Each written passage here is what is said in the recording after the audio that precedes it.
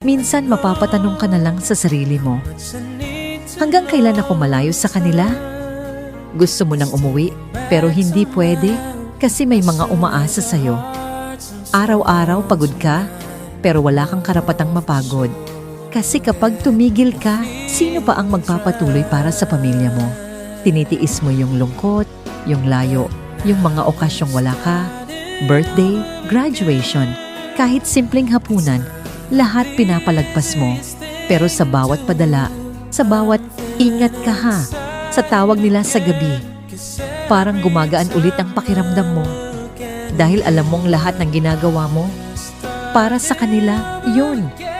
Darating din yung araw na hindi mo na kailangang umalis, na makakasama mo ulit sila buong buo.